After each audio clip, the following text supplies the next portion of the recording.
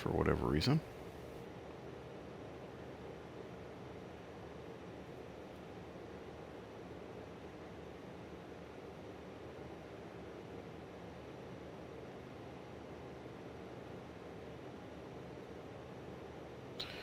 Perhaps it does not like the fact that I was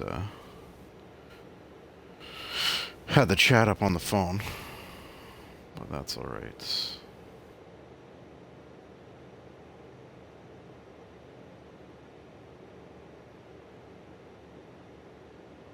I'll just close that up for now. We got the chat window in here, so that'll work just fine. If anybody wants to pop in and say hello. But for the time being, we're just gonna select here. So we've dropped from 80 to 79 on the ITT.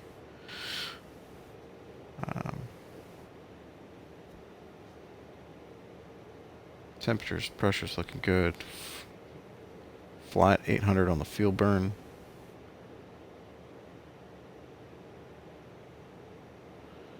It's getting colder in the cabin though, so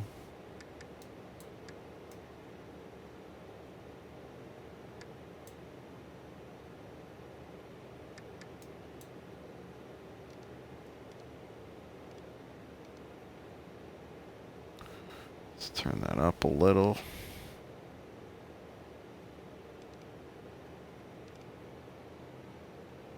Ooh. It's a strong gust of wind. Ooh, it's another very strong gust of wind.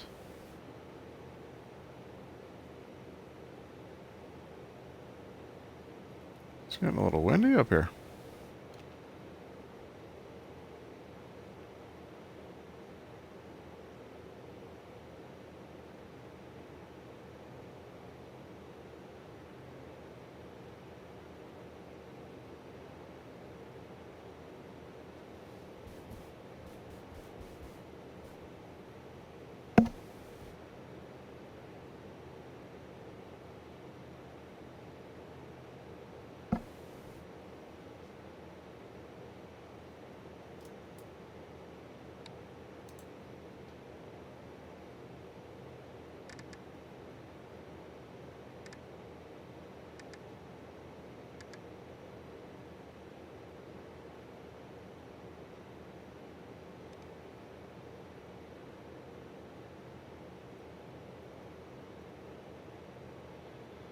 Getting very windy.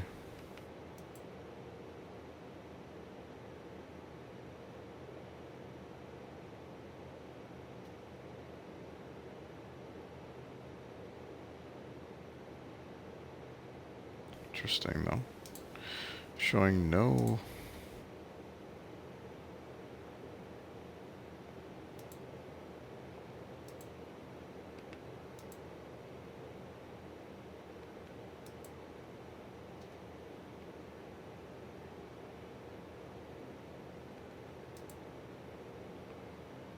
test.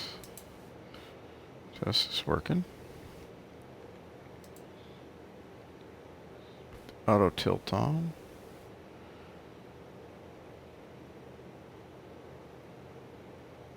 Stabilization on. Target alert on.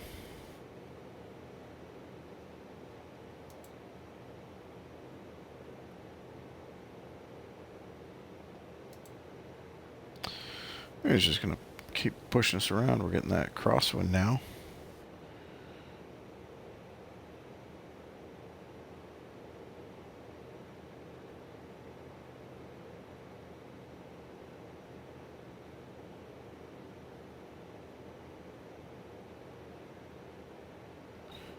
Let's get some wind barbs at 28.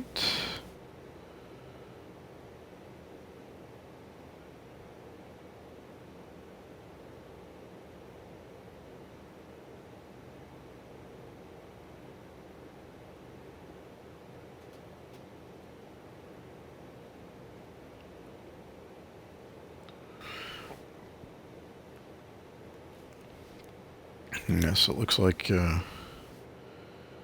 This is going to be the strongest ever winds. It's going to start dying down, well, sort of. Maybe a little.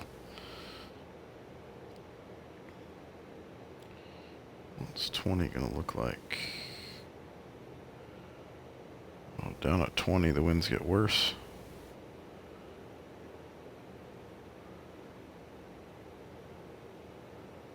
$4,000. Ground level winds look like garbage too. It's just going to be generally very, very windy. There's 20, dropped 20 knots of wind right there. Or down to 20 knots. Okay, it dropped 20 from 40. That tracks.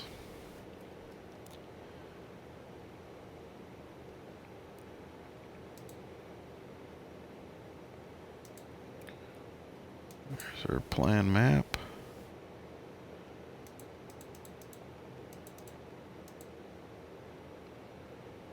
And present position.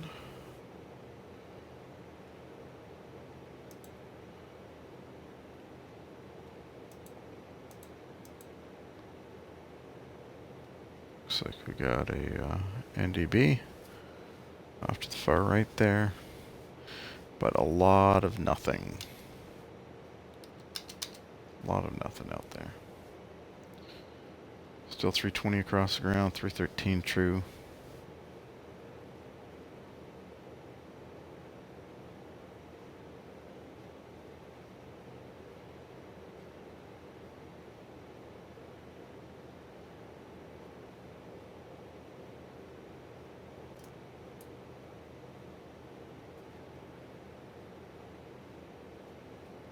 What valve is that? That I don't know.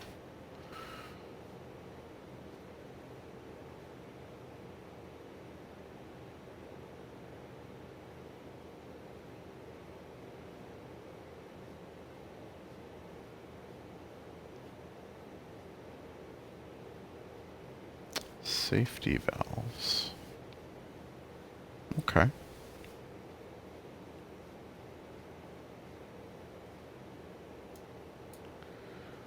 Looks like the avionics bay is cold enough. 17C up there.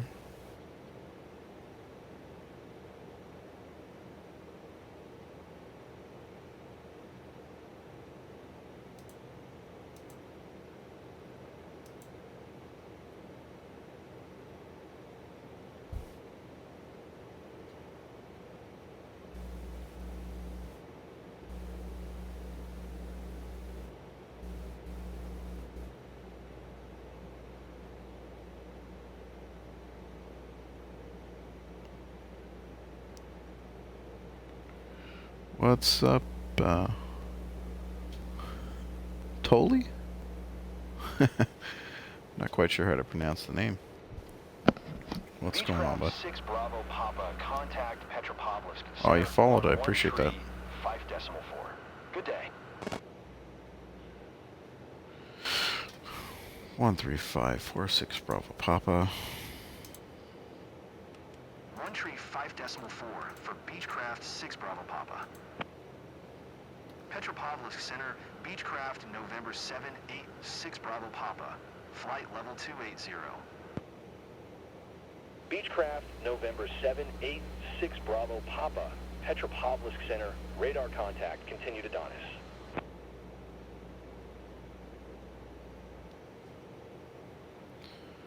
I can definitely hop on Discord when I'm finished up here and get you added.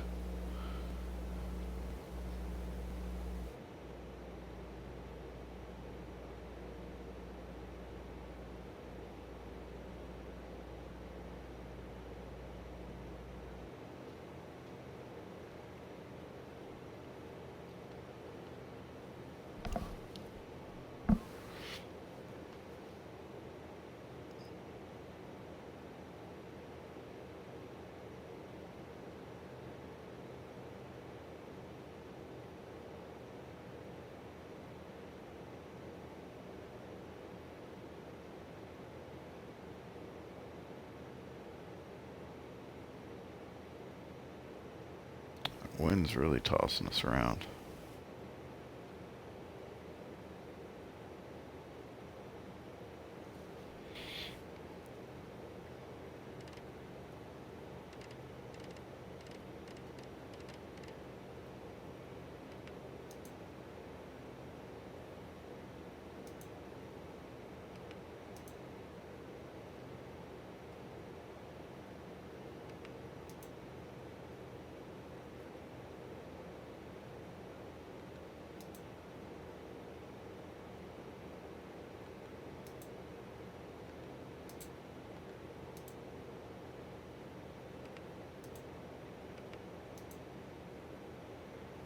There we go.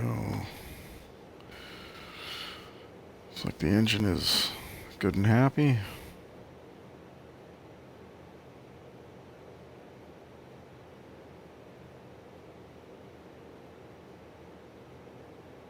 Be nice if it would stop throwing me around so much up here, but that's alright. Looks like we can up the throttle ever so slightly.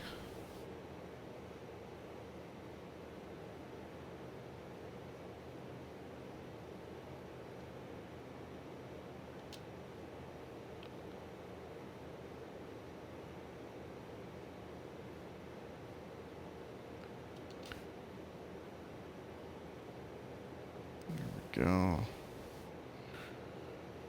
Well, that left engine will come down ever so slightly in a second.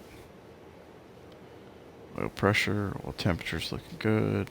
820 on the fuel burn. Yaw adapter on, autopilot on.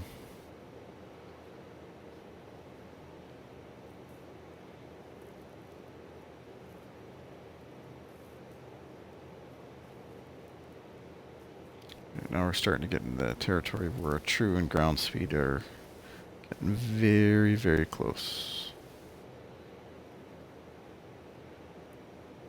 And that's thanks to that wind.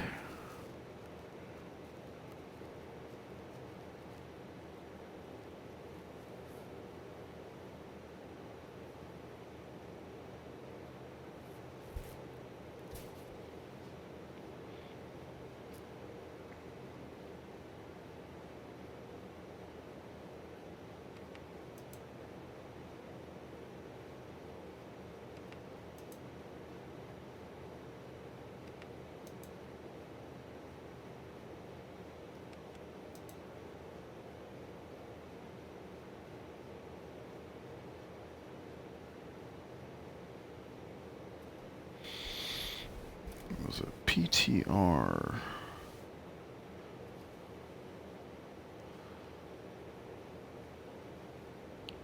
Let's have a look.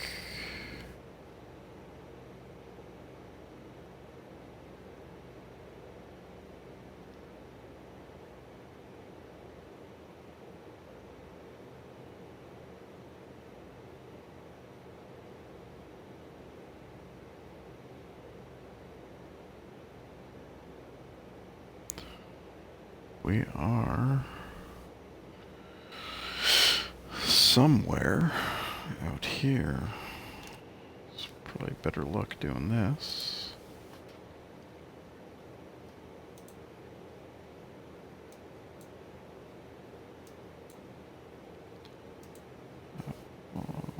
Maps.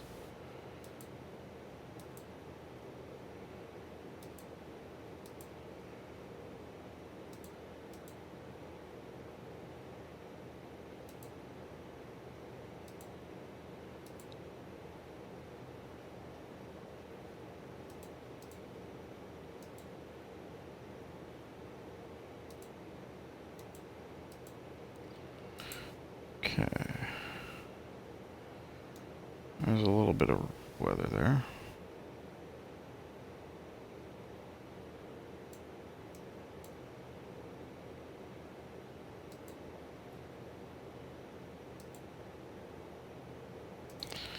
Info.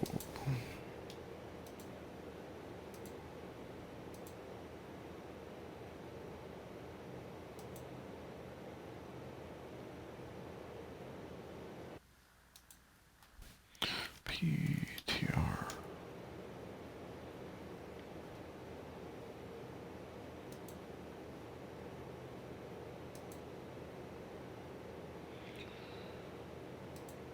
Frequency. Yeah, let's set it in there. And let's have a listen for it.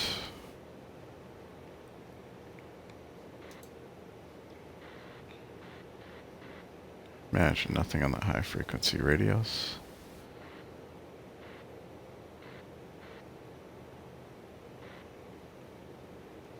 Just static. That's alright. Let's keep an ear out for the VOR. Or DME, actually.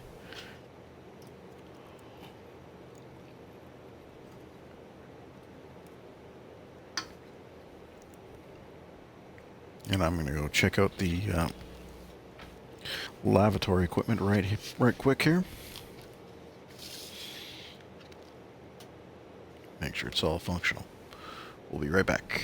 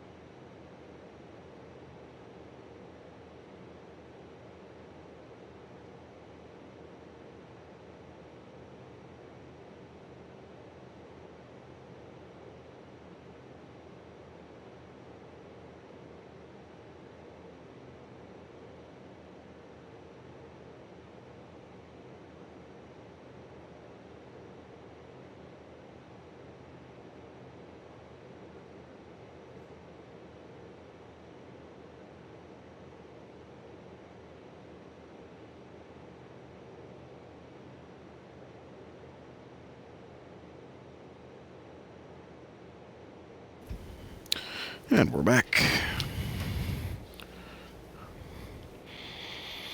Let's just double check we didn't have anybody yell at us while we were away.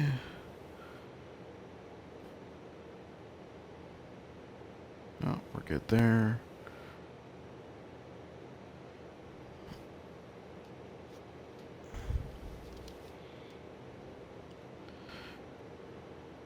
But now we've got a crosswind, 30 knot crosswind.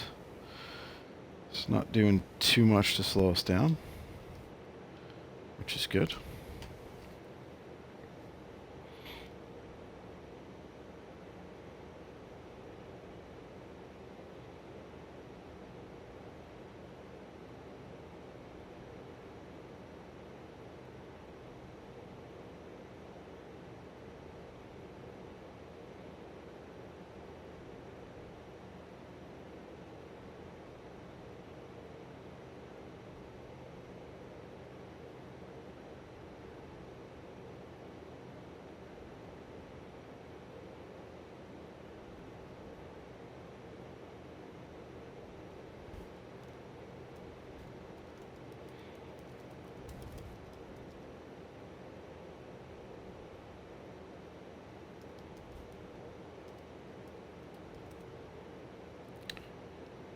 Getting shoved around there, huh?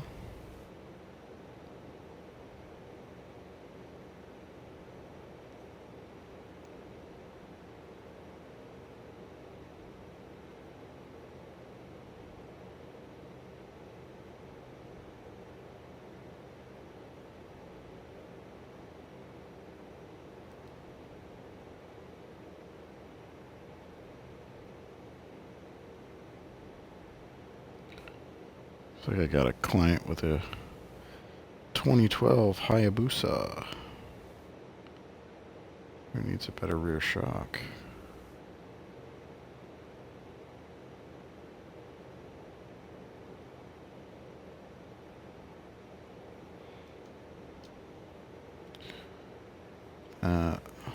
ITT, you're right to the 80%.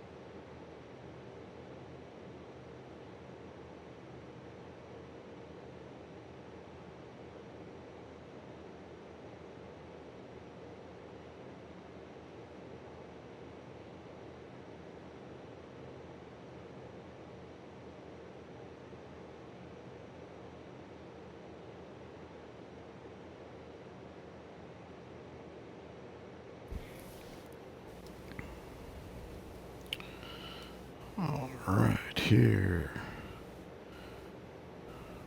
What do we got?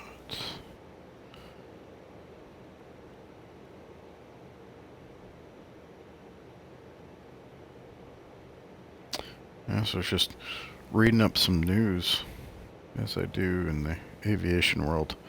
And it looks like with all these controller shutdowns and, or I guess the FAA interruptions with the government in the United States, it's causing a lot of issues with controllers. Obviously, they have to go to work, but a lot of people have called in sick more often than not nowadays, it seems. Not a great thing for the industry, that's for sure. But you know, it is what it is. But now they're starting to see that you know, the schooling and everything that people looking to get into that industry is becoming a concern. So, you know, it was always viewed as something that was like a really secure job, in all honesty. Yeah, it's one of those things where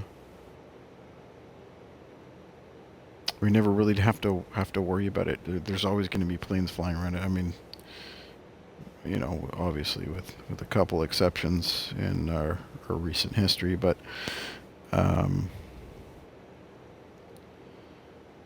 yeah, it's kind of odd to see the industry slowing down. It's honestly a little frightening, really.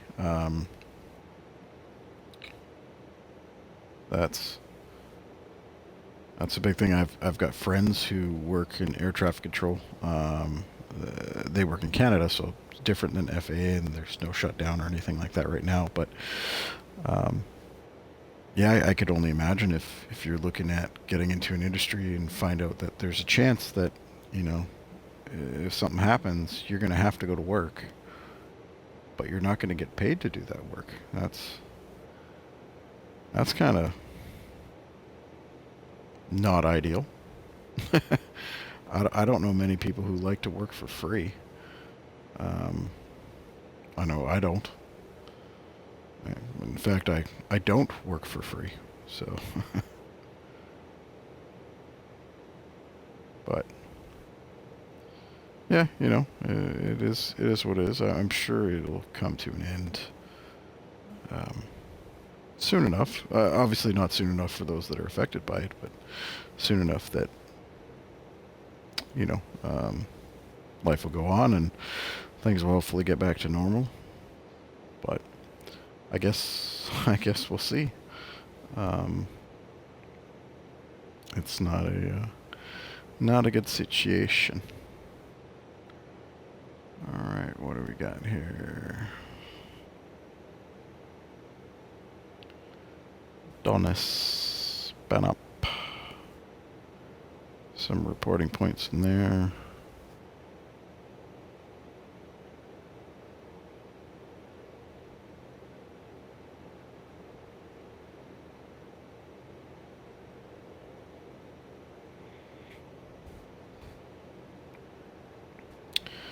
Don't think, or do they? Maybe. Charts. Nope. That's all right. Still getting thrown around a lot up here.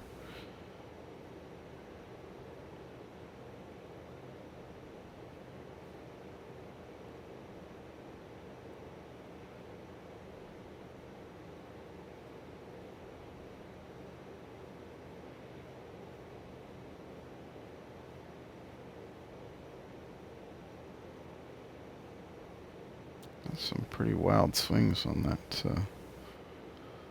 speed tape. Ooh, look at it go.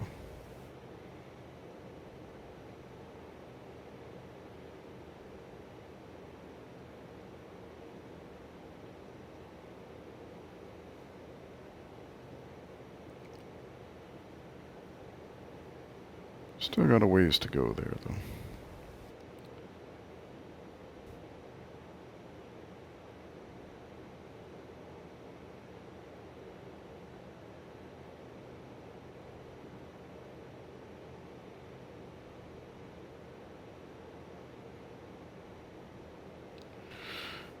Where are we at on our flight plan here?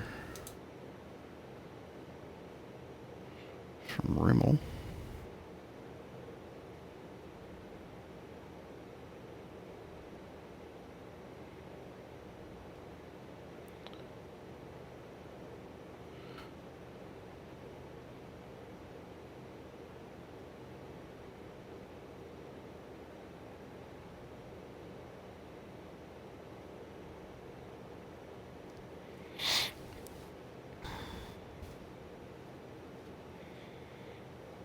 Here we go.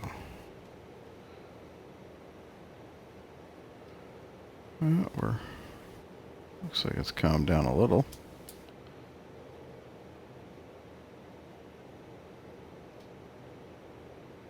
So have another look at that.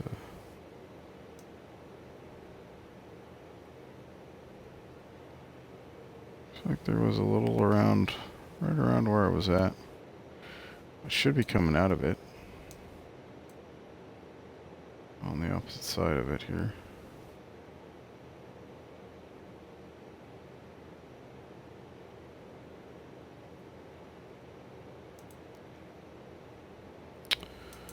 And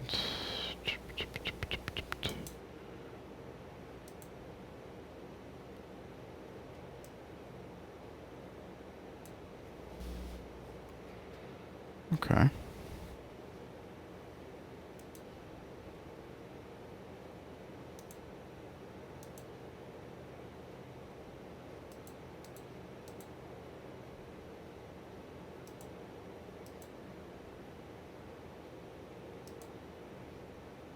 It'd be really nice if we could turn on some of these features.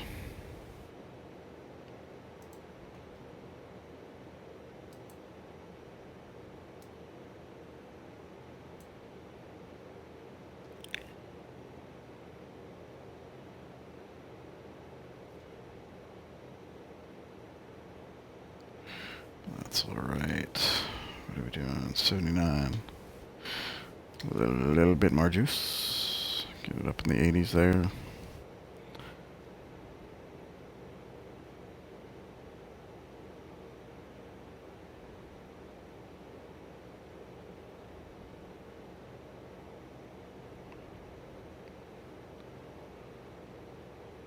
Things just humming along. 218 true. 80%. 420 or 822.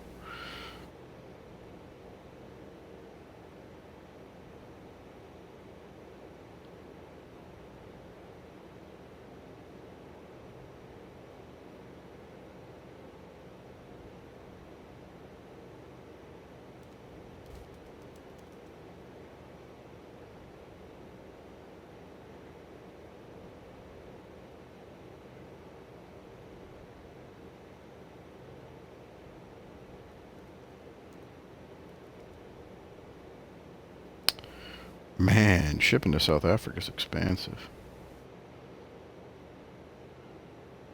Need a $14 part going to South Africa, and I've got almost 60 US dollars in shipping. Guess that comes down to if you need it bad enough.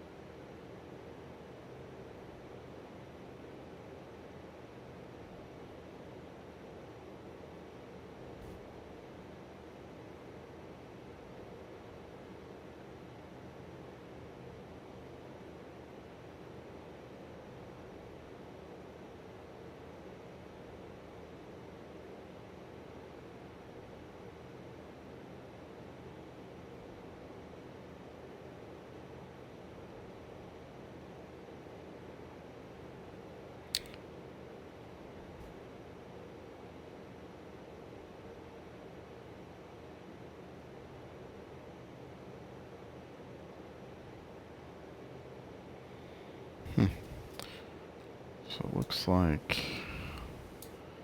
this will be the first time we're using, oh, no, what is that?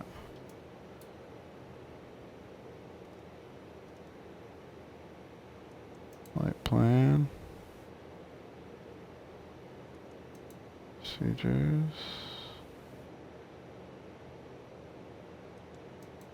Message, set course 345. Not right now, thank you very much.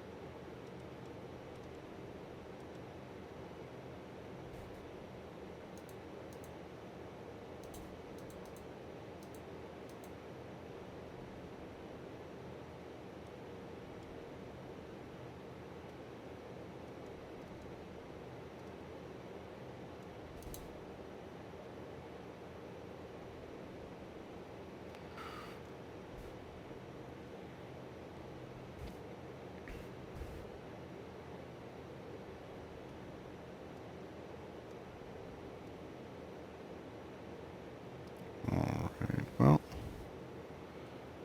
localizer.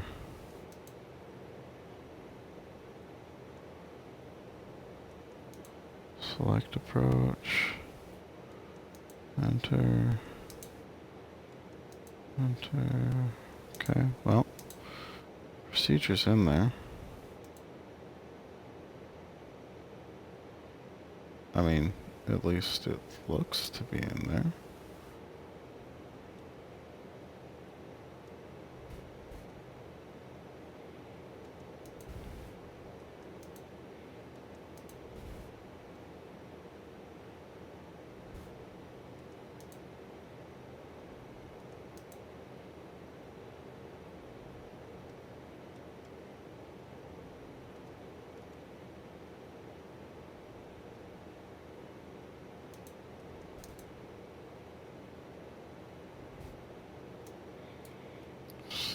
Delete flight plan. Let's remove departure. Enter. Yes. There we go.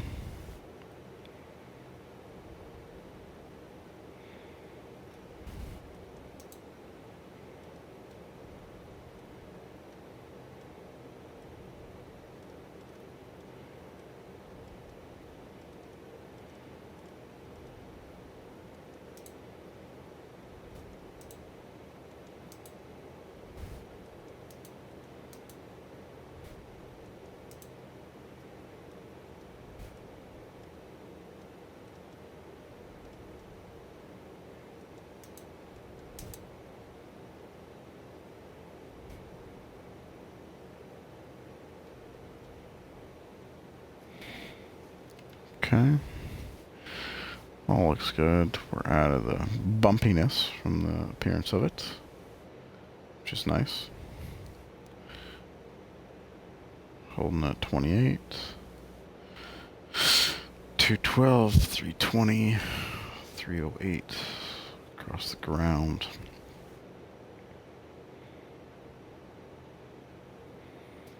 Making decent progress.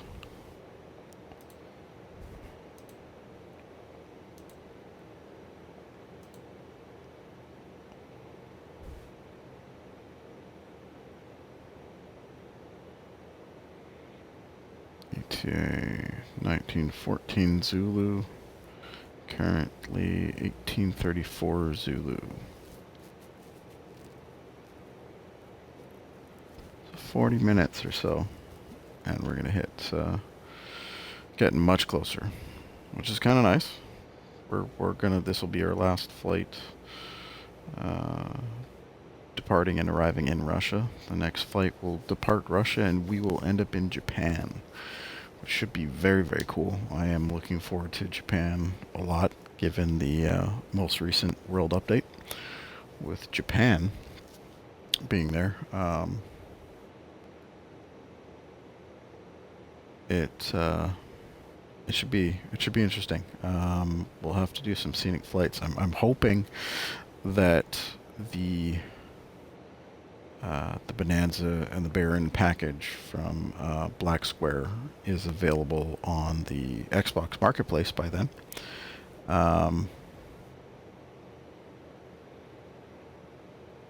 Because I think it'd make a good kind of a sightseeing plane. You know, we could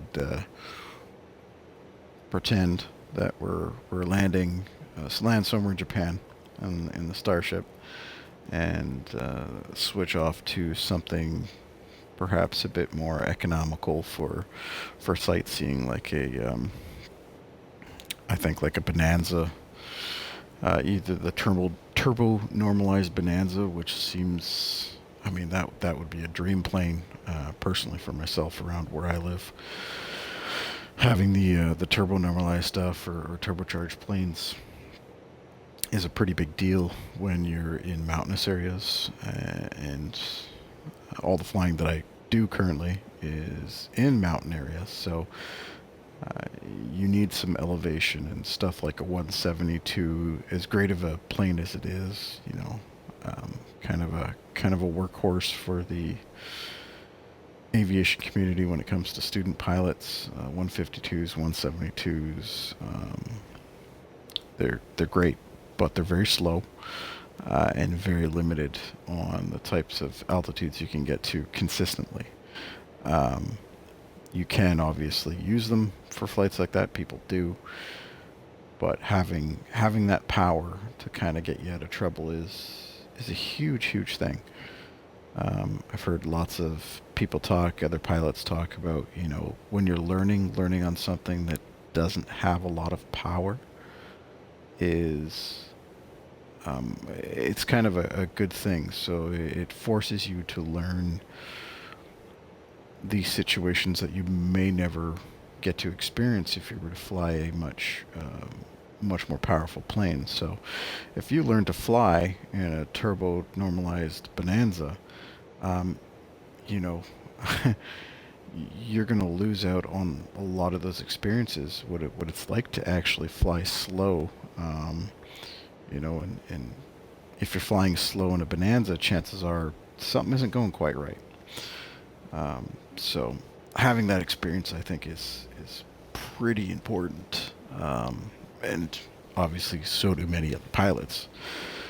That you know, pilots that far more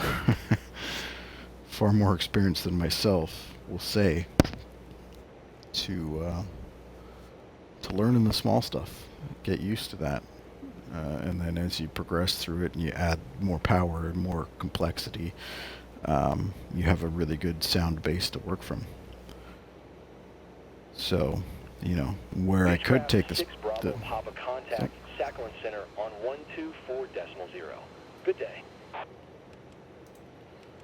124.0, 6 Bravo Papa.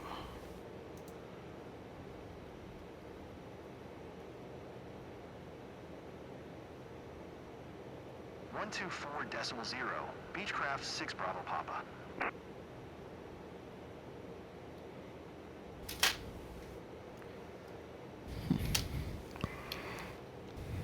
Sakhalin Center, Beechcraft, November 786 Bravo Papa, flight level 280. Beechcraft, November 786 Bravo Papa, Sakhalin Center, radar contact, continue to Donis. I really wish they'd have that Russian accent. I mean, the chances of being a North American controller in Russia making these calls is going to be limited. Hello, Russian Starship, Ensign Chekhov, Victor 2. That's what I want to feel like I'm in Star Trek. That'd be great. So yeah, when we land in Japan, I'm really hoping that the Bonanza and the Baron, I'm sure I'll get both. Oh, excuse me. But the Bonanza is what I'm interested. The turbine version, obviously, I love my turboprops. But the turbo normalized Bonanza is probably the plane that if I had money to have a personal plane, I think that would probably be the go-to aircraft. With the tip tanks and the weather radar, you've got ample power, you know, the range, the speed. It can do 200 knots cruise, which is, you know, that's fast for a little single-engine piston-powered plane. And that'd be more than enough for me for what I want to do with the family and factoring in with the whole mountains and all that good stuff. It's be a solid little aircraft to have. But yeah, I guess we'll see. If not, maybe hop back in the Duke and do some sightseeing in that. Only problem with the Duke is the rake of that windscreen. It's hard to see. It's not a very good sightseeing aircraft. Or who knows, maybe we'll switch to something entirely different. But yeah, I definitely want to do some sightseeing around Japan. You know, transit the Starship and then hop into smaller stuff when we get to some major airports and just go explore, see what there's to see. The scenery I hear is pretty good, and that's definitely what I'm looking forward to having a look at.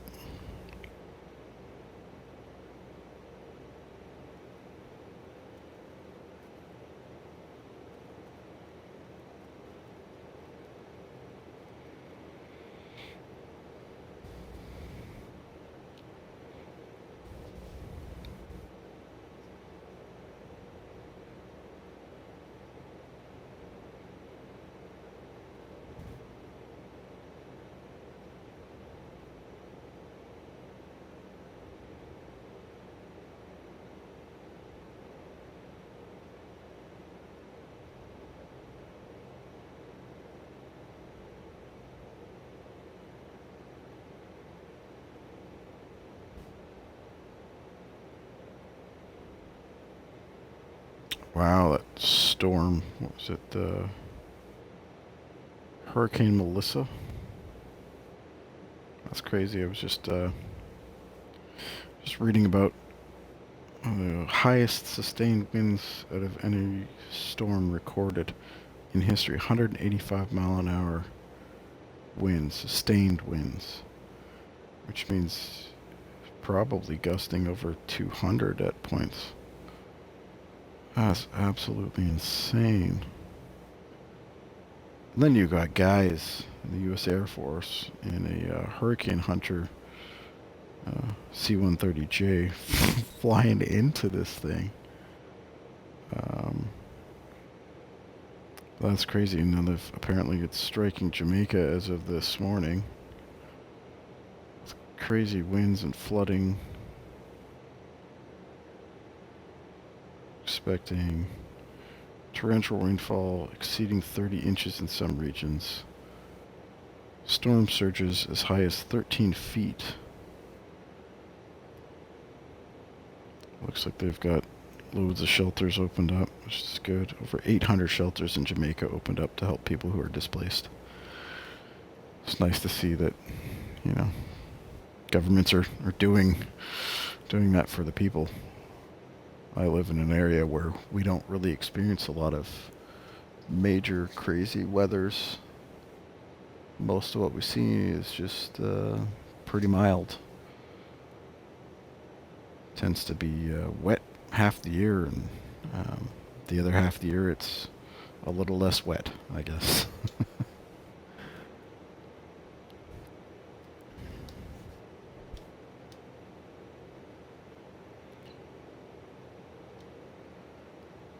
That ITT back up to 80%. 306, 320.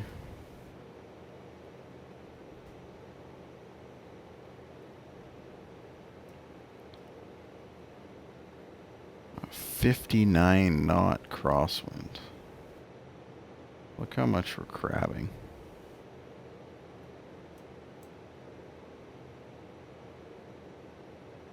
Poor little plane can't fly in a straight line.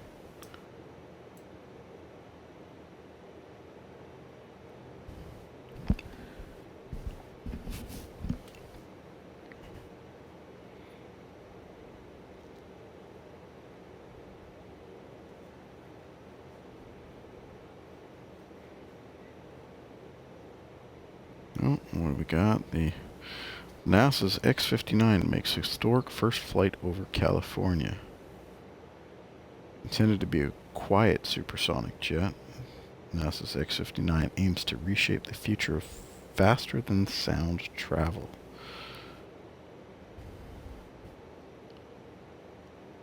I mean, it looks... That plane looks cool. I hear when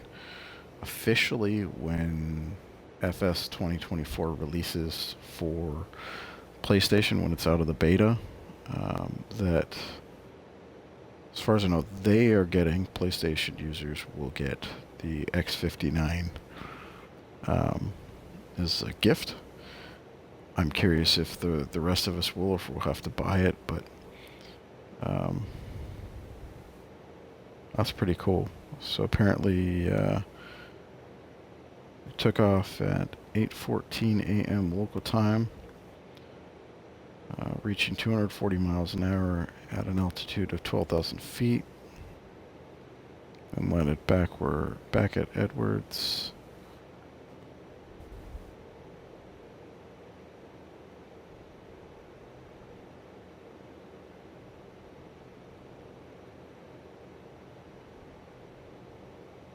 It's a weird looking plane though. It's reminds me of lawn darts I used to play with as a kid. Those ones that they ban.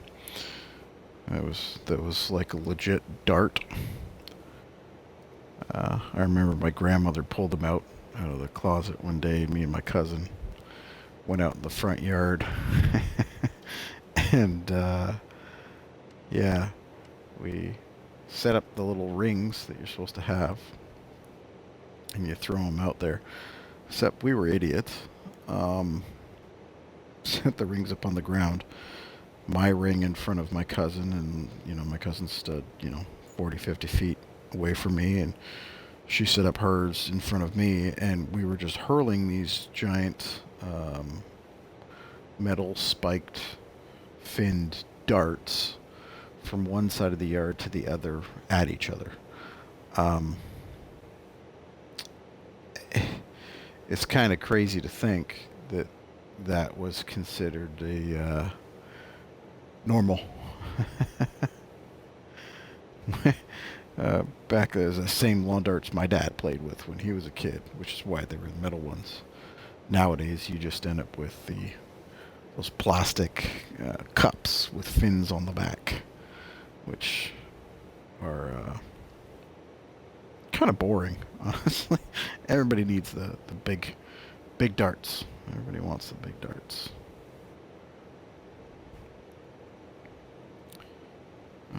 Let's see here.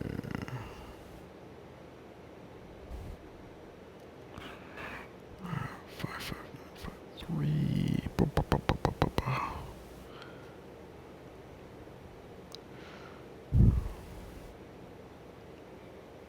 A happy plane.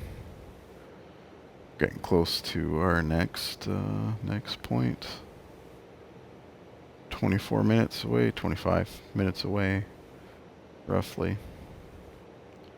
Should arrive with 1,750 pounds remaining fuel, which is roughly 2 hours of flight time at that flow rate that we're at, 825 pounds an hour.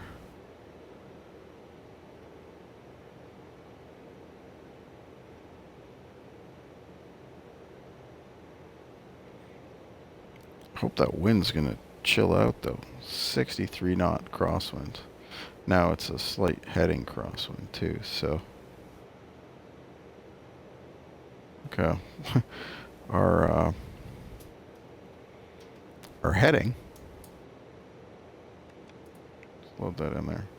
That's our heading. Our plane is pointed there, but we're going there.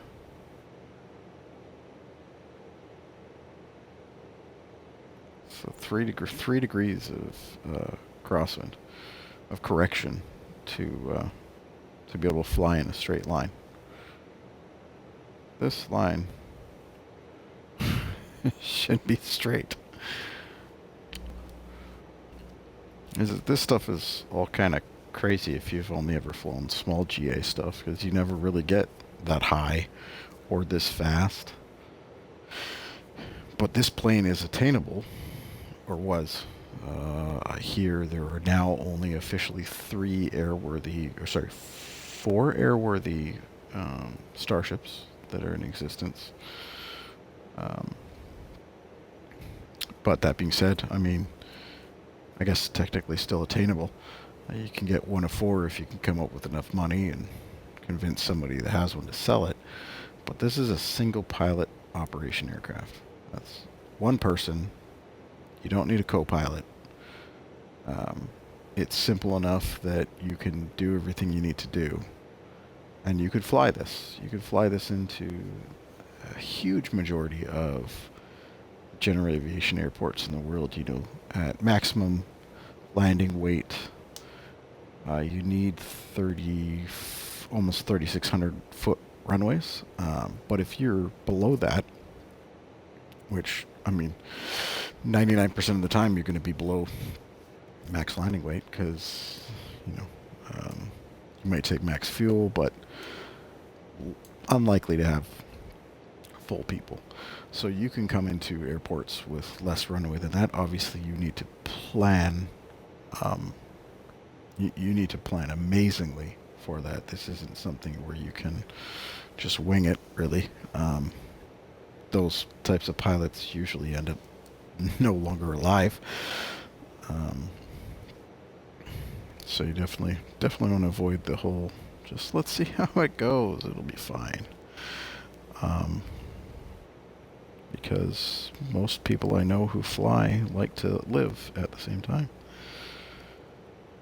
So I'm hoping, at this point I'm not sure if we're going to switch aircraft somewhere along the way, or if this is going to be predominantly a Beechcraft adventure. Might go back to the Bonanza when that releases. Don't know what kind of speeds we're looking at for that aircraft. I know the published numbers, but true numbers and published numbers tend to differ significantly, which is one of the reasons why I'd really like to give it a go. You know, getting up to the flight levels in a turbine Bonanza and see how fast you can get the thing going. You know, if it'll only do 250 true, that's not bad, but, you know, imagine how much longer this flight will take. This is from start to finish, if we don't account for the fact that I had multiple sim issues. This is a 4-hour flight. A lot of people don't want to do 4-hour flights. This is a 4-hour flight at 315, 310 knots true air. So that's pretty quick. Now, if I can only do 250 true, that's going to add a lot of time. So, I don't know how many people want to sit and watch that, but we'll see. Might try the Duke. The Duke it's such a good plane. The turbine Duke, I mean, it says, people are saying, you can get 320 knots true in the flight levels. I have yet to try that. Most of my flying in it has been at lower flight levels. I think the highest I got it was maybe 12,000 feet.